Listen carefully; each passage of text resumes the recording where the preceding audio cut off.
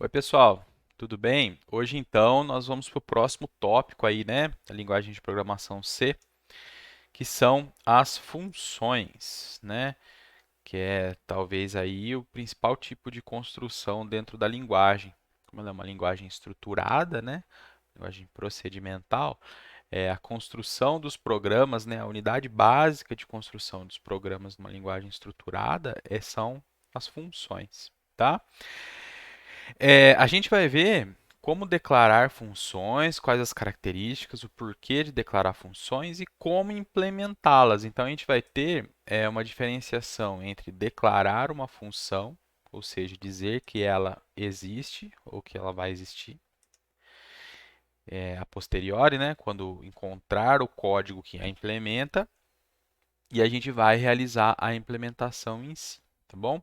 Tem um exemplo de código que ele está bem completo, eu vou passando, eu vou lendo, vou explicando o que está escrito, tá?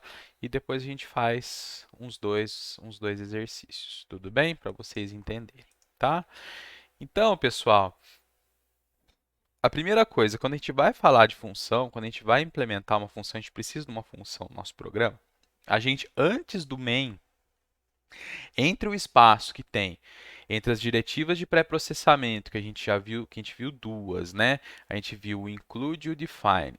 Entre essas diretivas e aquele int main, que é a declaração, que já é, perdão, que é a implementação da função principal do programa, que já é uma função que a gente está implementando, a gente vai declarar as funções que o nosso programa, que a gente vai implementar, tá? Essa declaração de função que está aqui também é chamada de prototipação, ou são os protótipos das funções. Você só está dizendo qual é a cara que aquela função tem, ou seja, que tipo de valor que ela retorna, ou se ela não retorna nada, e o que, que ela recebe como parâmetro para ela fazer alguma coisa. Ela pode ter parâmetros ou não, tá? É... Por que se declara os protótipos, né, pessoal? Porque às vezes a gente tem mais de uma função e essas duas, três funções, uma acaba dependendo da outra. Então, se a gente for implementar elas direto e eu não tiver implementado ainda, por exemplo, eu estou na função B e eu vou usar a função A, só que eu não usei, só que eu não, o compilador ainda não sabe que a função A existe porque ele não chegou no código dela. Ele vai reclamar. Então a gente sempre prototipa, a gente sempre declara todas as funções para depois a gente fazer a implementação. Tudo bem? Uma característica da linguagem C é que não pode haver mais de uma função com o mesmo nome num mesmo escopo. Então, no local onde você declarou a função com um determinado nome, você não pode declarar outra função com o mesmo nome.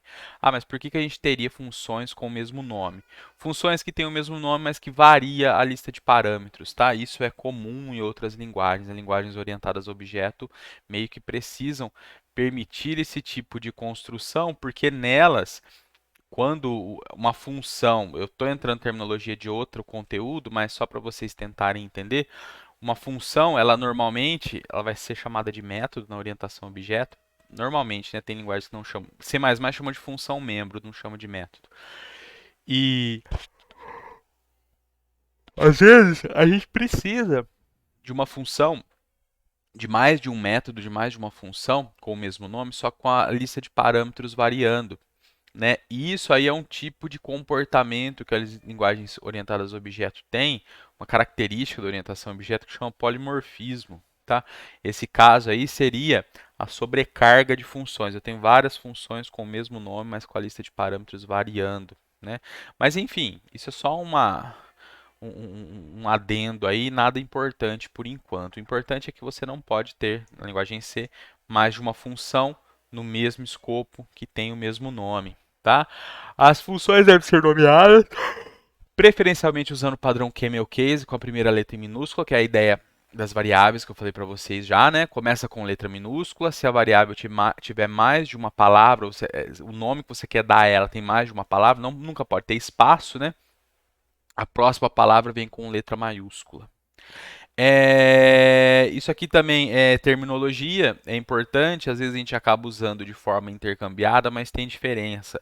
O parâmetro é o que é dito na função que ela recebe. E o argumento é o valor que é passado no parâmetro. Eu estou falando dessas terminologias de parâmetro, argumento, de nome de função, de retorno. A gente vai ver agora o que, que é, tá certo? Então, aqui na linha 40, a gente tem uma declaração de uma função, um protótipo da função adição. Ela possui dois parâmetros inteiros, estão vendo? Int e int. Protótipo ou declaração de função sempre termina com ponto e vírgula, tá? Ela retorna um inteiro, que é aquele int antes do nome da função, e tem o nome dela em si. Então tem a função adição, ela recebe dois inteiros e retorna um inteiro. O objetivo dessa função vai ser fazer a soma de dois valores que estão entrando e retornar. É lógico que existe o operador soma que faz isso, mas isso aqui é um exemplo, tá certo? Um programa, de novo, de brinquedo, para a gente aprender o conceito, tá? No protótipo da função, não é obrigatório fornecer o nome ou identificador do parâmetro. A gente vai ter que dar um nome aqui na hora que a gente for implementar, mas no protótipo não é obrigatório, tá? A gente normalmente vai dar esse nome, tá? Agora, outra função chamada subtração. O que ela tem de diferente da anterior? É lógico, o nome. Essa aqui vai executar a subtração na hora que a gente implementar. Só que aqui a gente está dando nome aos parâmetros. Novamente, não é obrigatório, tá certo? Mas eu estou indicando aqui que o primeiro parâmetro é o primeiro número e o segundo parâmetro é o segundo número. Tudo bem? Próxima, uma função que chama pular linha. Olha só agora. Essa função pular linha, as duas anteriores, em Pascal, por exemplo, que é uma outra linguagem de programação, elas são chamadas realmente de funções, porque elas recebem parâmetro ou não recebem nada e retorna sempre um valor. A função aqui na linguagem C pular linha que a gente está implementando, ela tem o tipo de retorno chamado void. Esse void quer dizer o quê? Ó, ela vai executar e não vai retornar nada para quem está chamando, certo? Na linguagem Pascal, esse tipo de função não é chamado de função, é chamado de procedure ou procedimento, tá? Aqui na linguagem C não tem distinção, é tudo função, mas a gente tem as funções que retornam valor, que é as que têm tipo, e as que não retornam valor, que tem esse tipo, entre aspas, é um tipo, né? Void, tá bom? A lista de parâmetros dela, quando a gente quer indicar que a lista é vazia, a gente pode escrever um void, a gente pode digitar um void entre os parênteses também, mas não é obrigatório. A gente normalmente não vai por isso, tá? Aqui só está o exemplo que pode fazer. Tá lá. Então, ela chama pular linha, não possui parâmetros, porque tem o void entre parênteses. Ela não retorna nada, porque ela tem o void antes do nome da função. Quando uma função não possui parâmetros, opcionalmente usa a palavra-chave void na lista de parâmetros. Você pode pôr o void aqui ou não, tanto faz. Funções que não retornam valores são chamadas também de procedimentos, que eu acabei de comentar com vocês, mas na linguagem C, tudo função, tá? Uma função void. Próxima, função imprimir números. Olha o que ela faz. Ela não retorna nada, ela chama imprimir números e ela não tem parâmetro. Perdão, gente. É de manhã agora. Dormi pouco essa noite. Minha nenê deu um pouco de trabalho.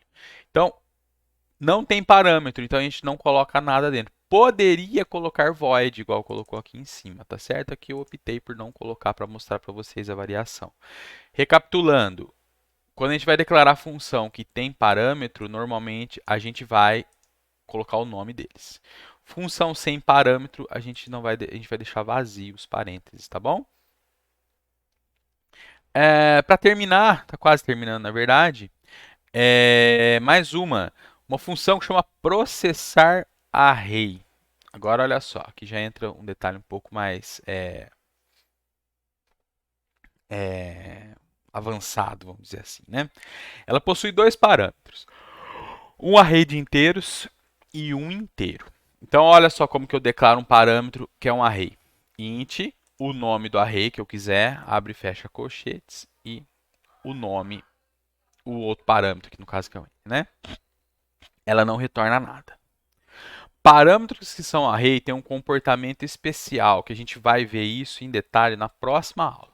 Iremos aprender os detalhes disso posteriormente. Por enquanto, entenda que um array passado como parâmetro pode ou será ser modificado dentro da função. Então, olha só, quando a gente passa um array para uma função, e se a gente mexer, se a gente alterar algum valor que está em alguma posição dele, esse valor ele vai ser alterado no array que foi passado como parâmetro. Tá?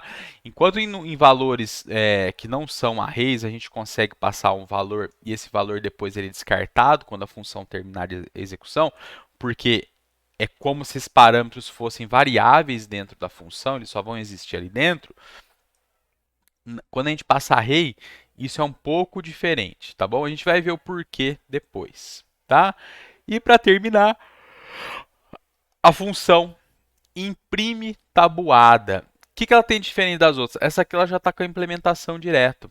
Eu não tenho o protótipo dela. A gente vai evitar fazer isso. Como eu disse, a gente vai ter o preâmbulo com todas as diretivas de pré-processamento, depois todas as declarações de funções, depois a função main, depois a implementação de todas as funções que nós declaramos. Tá? A gente vai seguir esse padrão para organizar o código. Imprime tabuada. Ela retorna nada, ela chama imprime tabuada, e ela tem um parâmetro que chama n, tá bom?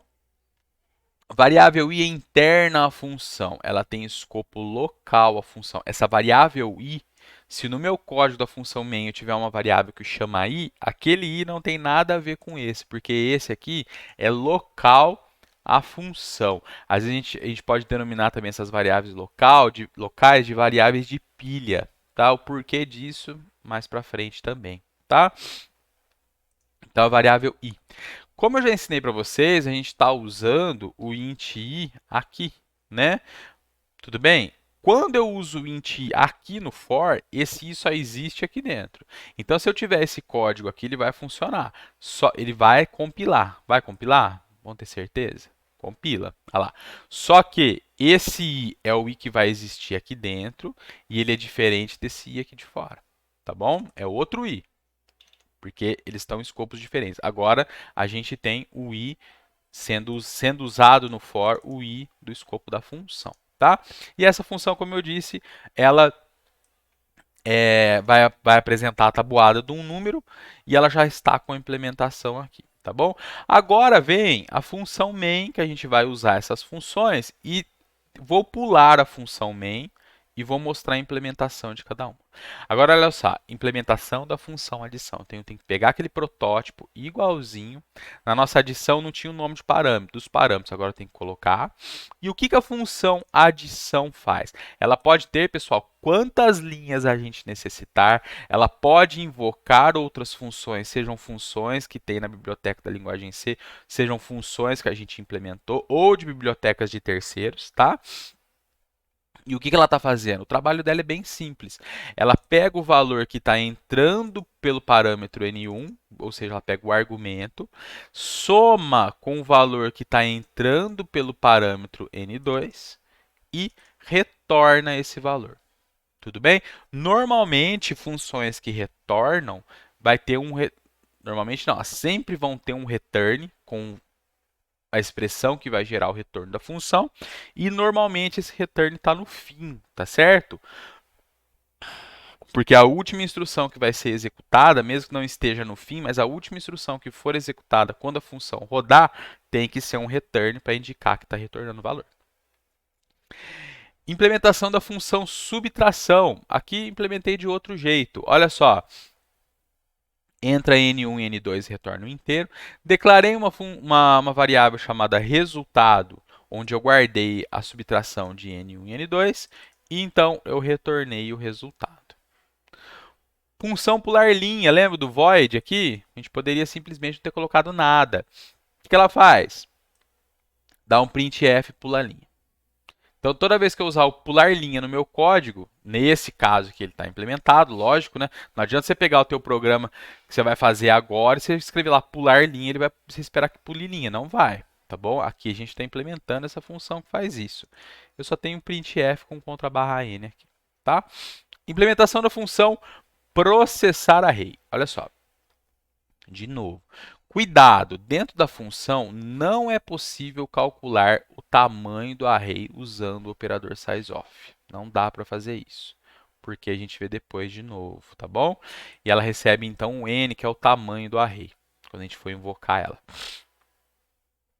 O i dos for, né? Dados do array dentro da função. Então, vai mostrar os dados do array. Modificando os dados do array, estou somando 2 em cada posição. Mostro o array de novo e depois lá no main vai mostrar mais uma vez o array para ver se ele foi modificado realmente, tá? E o imprimir números, ele faz uma impressão de 0 até 10. Invoca o imprimir números, ele faz a impressão e depois, olha só, usa a função pular linha para pular linha, tá bom? Vamos ver o main, o que tem no main, que é onde é o ponto de entrada da execução do nosso programa, né?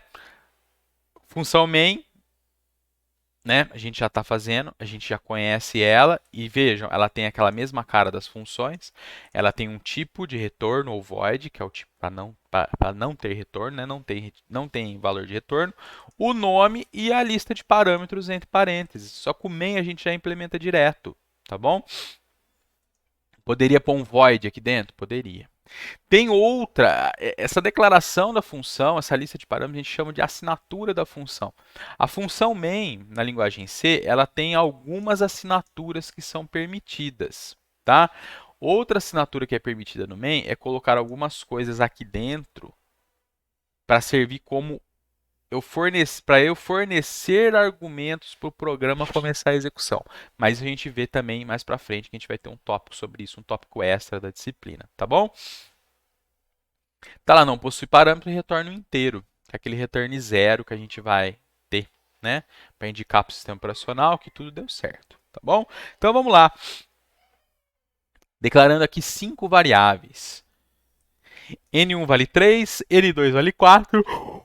O A é um array de 10 posições que tem os números de 1 até 10. Tem a variável i que vai ser usada no for e vai ter uma variável resultado aqui que vai ter algum uso para ela aqui embaixo, tá? Então vejam só, usando a função adição. Printf mostra um inteiro, sinal de mais um inteiro, sinal de igual mais um inteiro. No primeiro inteiro eu ponho o n, no segundo inteiro eu ponho um n2 e no terceiro, no primeiro porcento d o n1, no segundo porcento d o n2, no terceiro porcento d o resultado da função adição n1, n2. Então vejam, eu posso usar a função onde se espera um valor de retorno, tá bom? Aqui na adição, vai entrar o 3 pelo N1, o 4 pelo N2. A execução dela, lembram? É um return N1 mais N2. Então, 3 com 4 dá 7. Vai mostrar, então, 3 mais 4 igual a 7. Depois eu vou fazer um exemplo. Eu vou explicar a execução com um pouco mais de calma, tá? Pula a linha. Aqui eu tenho a variável resultado, que vai guardar o resultado da subtração de N1 e N2. E depois eu vou usar a variável resultado para mostrar. 0 a 10, imprimir números, que é aquela função que vai fazer aquele for mostrando o i de 0 até 10. Imprime tabuada de 5, vai mostrar a tabuada do 5, que já está implementada aqui, né? Ó, que até faltou falar o código, mas vocês já fizeram um exercício que faz isso. E aqui vem, ó, dados do array fora da função, vai mostrar lá de 1 a 10. Aqui. Aí vai invocar a função, passando o array e passando o tamanho, que são 10 posições. Lembra lá dentro da função? Vai mostrar os valores do array na hora que ele entrou, vai modificar, depois vai mostrar os dados dele, e aí depois que executar o processar array, vai mostrar os dados do array aqui por fora, tá bom? Então vamos ver esse programa aqui em execução. Então vamos lá. Esse primeiro printf é aqui. Não, perdão. Aqui. Primeiro printf é isso aqui. O segundo printf é esse aqui. O pular linha que fez o pulo de linha, que deu o printf com contrabarra n. 0 a 10 vai mostrar os números. Tabuada do 5. É isso aqui. Isso aqui gerou isso. Agora vem. Dados do array fora da função. Então, eu vou fazer um for percorrendo aquele array mostrando os valores de cada posição. Na posição 0 tem 1, na posição 1 tem 2, até a posição 9 que tem 10. Agora eu invoquei a função. Então, isso aqui é essa primeira listagem. Agora eu invoquei a função. O que vai acontecer na invocação da função? Vai mostrar os dados do array que entrou, que realmente são os mesmos. Vai modificar o array dentro da função, que era somar 2 a cada elemento, lembram disso? E vai mostrar o array lá dentro da função. Olha, dentro da função. 3, 4, até 12.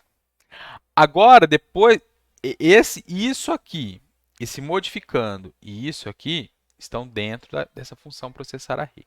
Agora vai mostrar os dados do array fora da função, após a execução da função. Vejam, os dados permanecem alterados, tá bom? Se eu passar uma variável normal, por exemplo, o N1, igual a gente está passando na subtração, e lá dentro eu modificar o valor da variável, que é o parâmetro, que representa o parâmetro, né, que vai receber o valor, essa variável não vai alterar o valor da variável que está sendo passada. Vocês entenderam o que eu estou querendo dizer? Vamos ver um exemplo com um pouco mais de calma? Vamos fazer um desenho aqui para ficar mais claro as coisas que eu estou dizendo, tá bom? Vamos pegar a função adição, tá? Então, fora, a gente tem algo desse tipo aqui, ó. Vou copiar o que tem aqui para a gente poder descer lá na implementação da função, tá? Então, eu tenho o int n1 valendo 3, o int n2 valendo 4, e aí a gente, aqui no printf, né, a gente invocou a função adição, passando n1 e passando n2. Certo? Aqui está dentro do printf. Essa invocação aqui, tá bom? Vamos descer na implementação da adição. A adição está aqui. Bem, vamos colocar a memória aqui. Certo? Então, pessoal, agora a gente vai começar a dividir a memória em pedaços, tá? Então, eu tenho um pedaço da memória, na verdade isso vai ser uma pilha, mas vamos entender como que é a memória normal, tá? Que eu vou ter um espaço reservado para as variáveis que são declaradas da função main. O N1 e o N2 estão no main, são esses aqui, ó. Esses aqui, tá bom?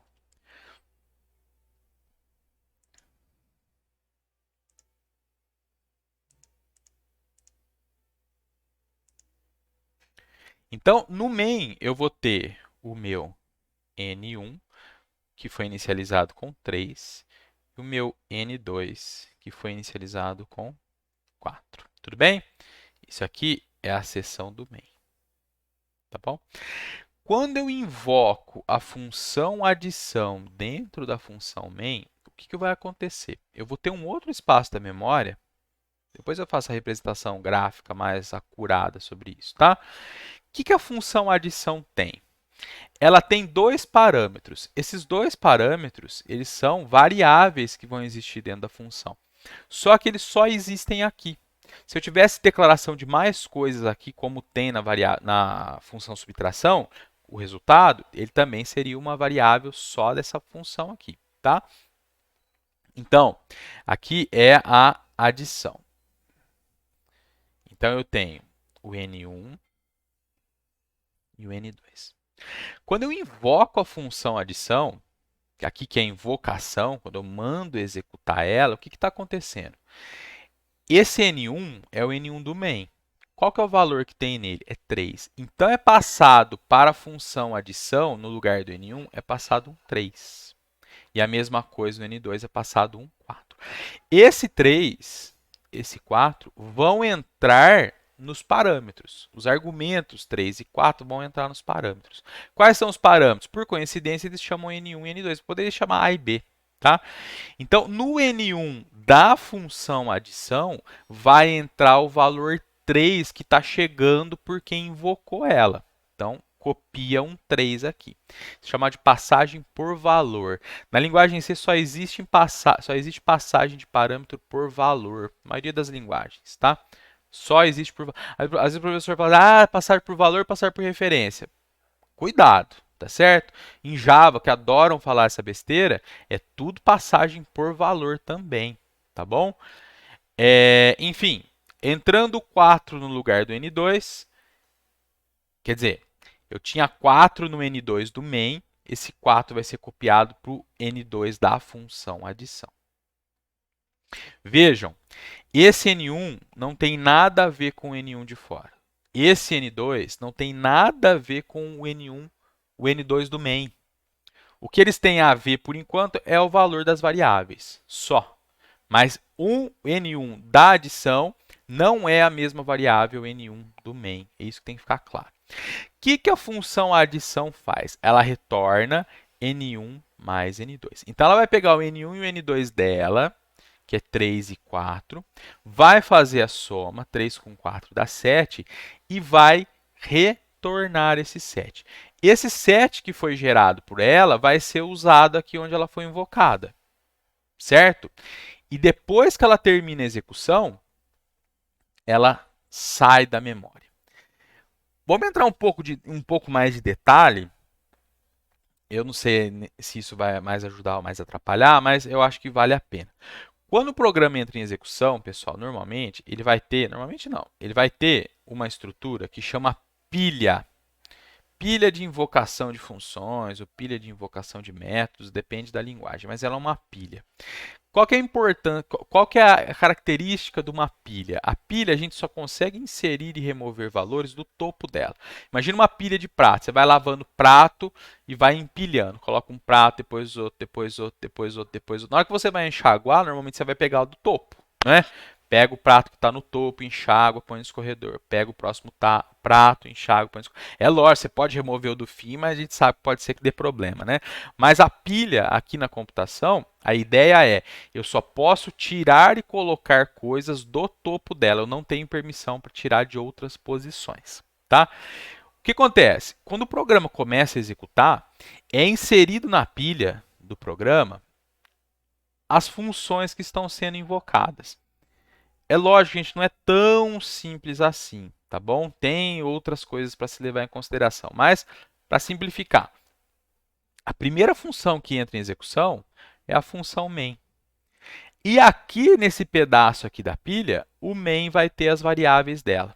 Então, por isso que a gente fala que variáveis locais a uma função, elas são chamadas de variáveis de pilha, porque elas estão no item da pilha que representa aquela função.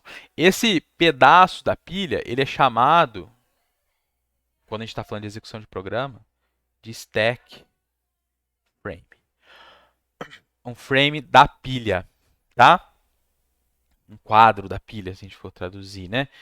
É mais ou menos, né? Claro, né? Não, a pé da letra às vezes fica meio esquisito, né? Às vezes faz mais sentido falar em inglês do que traduzir. O próprio array, né? Então, a variável N1 e N2 existem aqui. Quando a partir da função main eu invoco a função adição, é outra função. Quando é função, vai ser empilhada outra invocação de função. Então, aqui é a adição. Que vai ter o N1 e o N2 dela. Certo? Por que essa estrutura é importante? Porque eu tenho a ordem que as coisas foram invocadas e quando algo termina, o controle do programa ele volta exatamente para quem está no topo. Então, o que eu estou querendo dizer é o seguinte: invocou a função main, ela está fazendo o trabalho dela, ela invocou a função adição. A função adição é empilhada, ela executa. E na hora que ela termina, isso aqui vai ser desempilhado, vai ser removido da pilha e as variáveis dela vão tudo embora também. Vão ser desalocadas, a gente fala, né? Não é que vai embora, é desalocado. Eu volto a execução para a função main. Imagina, toda vez que a gente chama um printf, o printf ele é uma função que ele vai ser empilhado. Printf. Certo? E dentro dele, provavelmente, deve ter outras chamadas de outras funções para fazer o trabalho dele. Não deve fazer o trabalho dele sozinho, tá bom? Então, a ideia é basicamente essa. Aqui em relação ao array, pessoal, por enquanto, só aceitem que funciona desse jeito, tá certo? Nas duas próximas aulas, as duas próximas aulas de ponteiro e de strings, a gente vai entender o porquê disso, tá? O porquê que passar um array eu consigo modificar o valor dele, enquanto quando eu passo variáveis N1 e N2, como foi aqui, se eu mexer no N1 da adição, se eu puser 10 aqui no lugar dele, eu não vou trocar o valor daqui. Tá? A gente vai ver o porquê disso. Tá bom?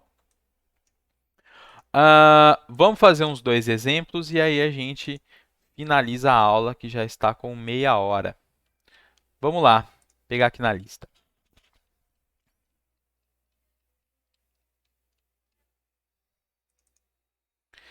Vejam só, todos os exercícios de função eles vão estar descritos dessa forma. Escreva um programa que leia 5 valores inteiros e imprima para cada um o seu valor absoluto.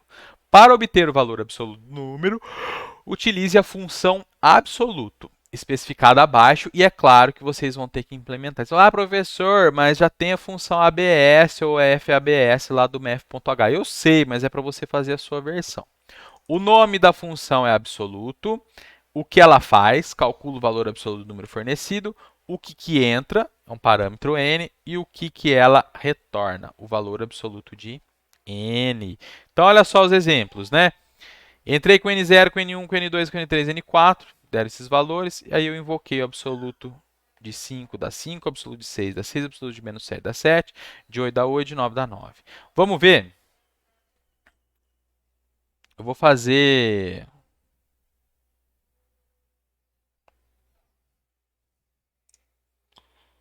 Esse aqui é o EX.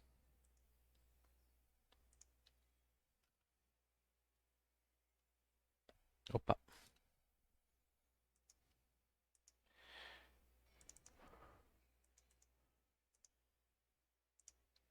EX. Tá na parte de cima. EX 7.1. Então vejam. Vou copiar o template aqui.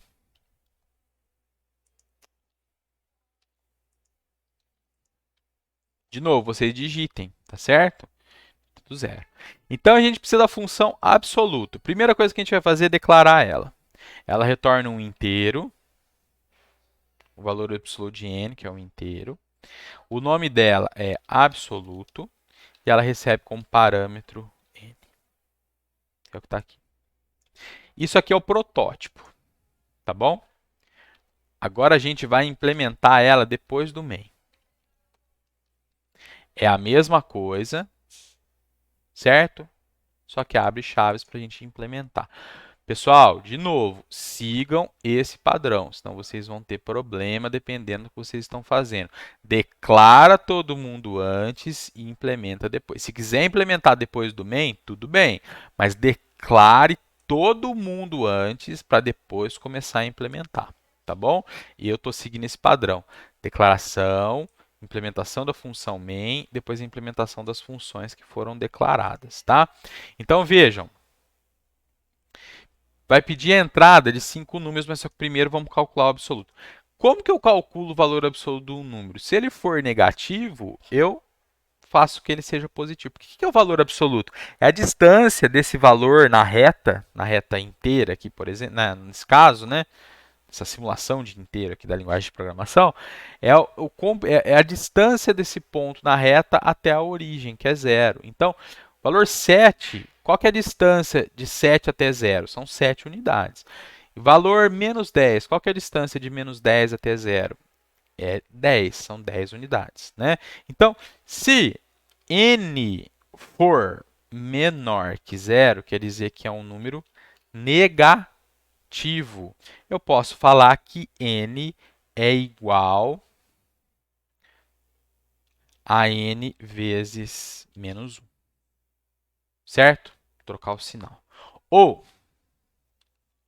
n é igual a menos n. Opa, menos n. Certo? E aí eu retorno n. Então vejam, se entrar um valor positivo, 10, 10 é menor que zero? Não, retorna 10. Se entrar um valor negativo, se entrar 0, 0 é menor que zero? Não, retorna 0.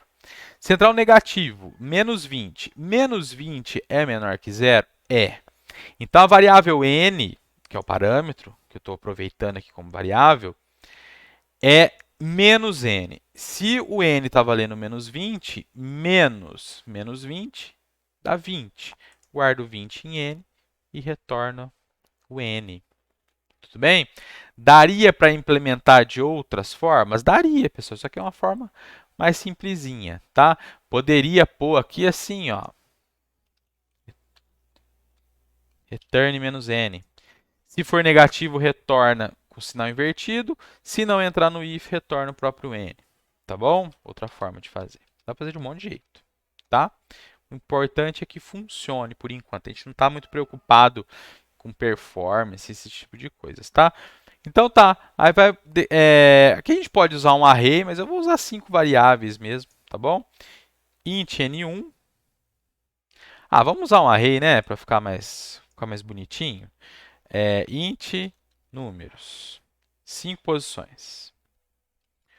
For int igual a 0, i menor que 5, i mais mais. Aí eu vou fazer a leitura dessa forma aqui, ó. Printf é um n com um inteiro, 2 pontos. Isso, 2 pontos, um espaço. Aqui é o i. E aqui eu faço scan, opa, de um inteiro, que eu vou guardar no números, na posição i. Tudo bem? Aqui é a leitura. Vamos testar? 6, 7, acho que era isso, né? As entradas, né? Tudo bem? Tá. Se tudo der certo, se tudo está certo, aqui na linha 13, depois da linha 13, o meu array números tem os valores, os valores que foram entrados. Agora a gente vai invocar a função absoluto. I igual a 0, i menor que 5, i mais mais. Quer mostrar assim, ó. Printf absoluto é igual ao inteiro. Nesse %d, eu quero colocar o valor que eu estou executando o absoluto, né? Que é o array números na posição i. E ali, no segundo inteiro, é o retorno da função absoluto.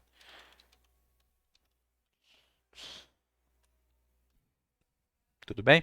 Professor, poderia colocar tudo aqui dentro? Poderia. Aí você usaria uma variável só. Faz o printf do i, lê aquela variável e já roda o absoluto. Só que acontece, vai dar problema no juiz, tá? Porque o juiz está esperando que você faça a leitura primeiro para depois fazer a saída de uma vez, tá bom? E aqui também a gente está dividindo entre entrada, né, e o processamento e saída, que fica um pouco mais organizado. Então vamos executar de novo 5, 6, menos 7, 8 e 9. Olha lá, absoluto de 5 é 5, absoluto de 6 é 6, absoluto de menos 7 é 7, de 8 é 8, de 9 é 9. Que fique claro, pessoal, que isso aqui é só uma representação, isso aqui é o que está saindo do printf só para a gente ver o que está acontecendo, ou seja, é o que está sendo gerado aqui. Isso não está me garantindo que eu estou invocando a função absoluto. Então, eu estou pondo o número que vai ser usado na função absoluto aqui para a gente ver o que está acontecendo. E aqui, o segundo %d, né, o segundo inteiro do printf, é de fato o retorno da função absoluto para aquele número que foi fornecido. Tá bom?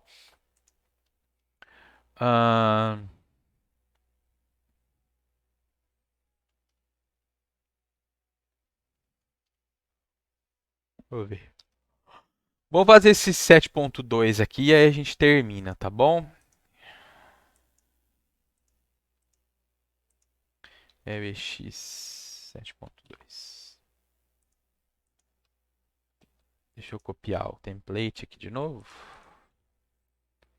Então vamos lá. Escreva o programa e leia o valor do raio. O programa deve calcular e imprimir a área e o perímetro. Para obter o valor da área do círculo, área e o perímetro do círculo. Circunferência, né? Por que eu chamei de perímetro? Às vezes a gente toma umas decisões e depois a gente fica pensando por que a gente escreveu determinada coisa. Acho que eu vou trocar para circunferência ali. Representado por esse raio. Para obter o valor da área do círculo, o programa deverá chamar a função área círculo. Para obter o valor do seu perímetro, o programa deverá invocar a função circunferência. É lógico, perímetro e circunferência que estão sendo usados de forma é,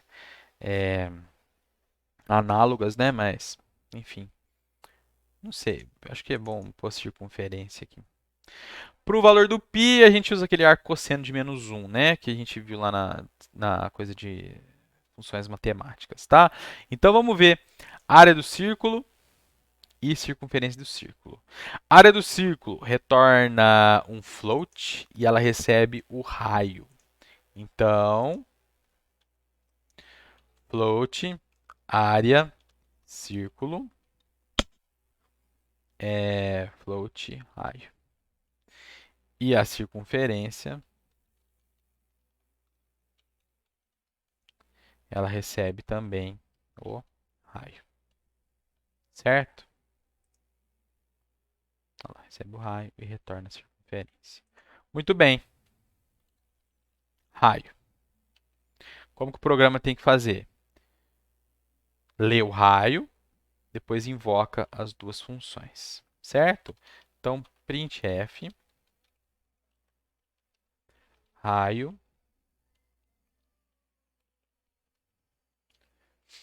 é um F, né? Raio. Lembra do comercial. E aí, printf, é a área depois da circunferência. Área igual. Área igual, ponto 2F, pula a linha. Aqui, área, círculo, raio. E aqui, lembra, a gente não está usando acento, né? Por causa daquele problema com caracteres. Percebam que as linhas estão ficando muito compridas, né? O ideal é não passar 80 colunas, tá?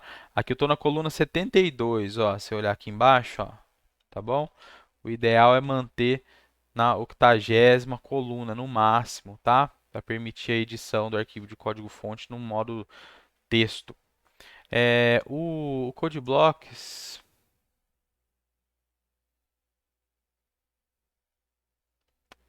deixa eu ver se ele... Eu nunca acho, nem lembro se ele tem. Enfim, aparece uma margem aqui igual de caderno, sabe? A maioria dos editores de código tem aquilo, para indicar, ó, você pode ultrapassar, mas não deve, tá? Enfim, se eu rodar isso aqui, não vai ter implementação das funções. A gente não fez ainda, né? Deixa eu fechar esse aqui, vocês vão ver que ele não vai compilar. Olha lá. Referência indefinida, né? Para as duas funções. Então, a gente precisa implementar as duas agora.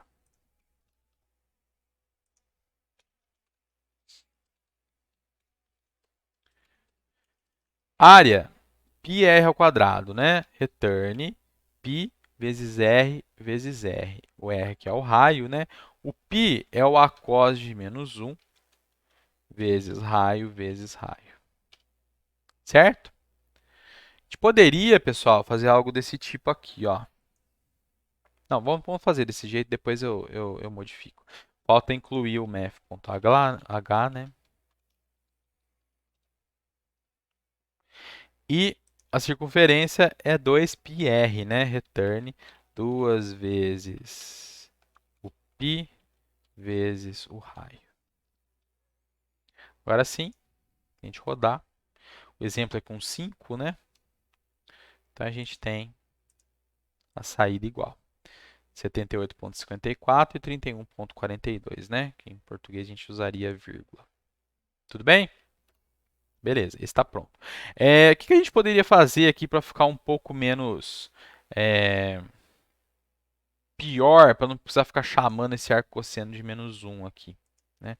A gente pode, uma alternativa é usar isso aqui. Define b a cos de -1. Tem que ficar claro, na onde que eu usar o π, o pré-processador vai trocar por a cos de -1.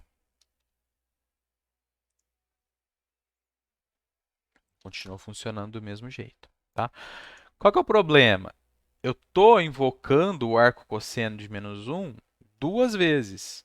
E eu poderia não precisar fazer isso. Eu poderia simplesmente fazer isso. O que eu querendo dizer?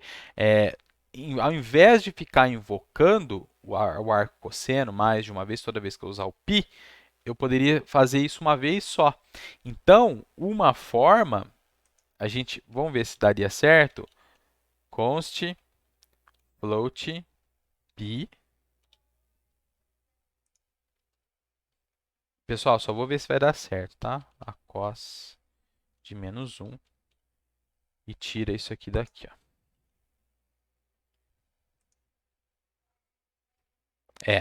Aqui não vai deixar e eu acho que ele não vai deixar eu invocar a função aqui, ó, o acos, porque está fora. Ah, não, deixa. Olha lá. Então, 5. Tudo bem? Eu só não sei se no juiz ele vai deixar. Eu estou achando que isso aqui não vai ser permitido. Vamos só testar. Mas pode fazer daquele jeito mesmo, tá? Invocando mais de uma vez, não tem problema não. 7.2. Esse é o capítulo 7. Ah, já estamos na metade da disciplina, né? Metade do conteúdo. Ah, deu certo, tá?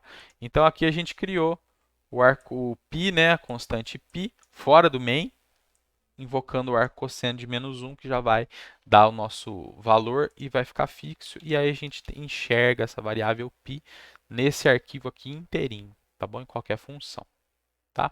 Então, pessoal, é isso aí. Qualquer dúvida a gente tira aí no plantão, né? Já está com 46 minutos aí de aula, eu acho que já é o suficiente, né? Depois eu vou gravar a próxima aula aqui de ponteiros. Tudo bem? Qualquer dúvida, manda e-mail. Qualquer dúvida também a gente pode resolver no plantão, tá? Abraço aí para todo mundo, valeu, tchau.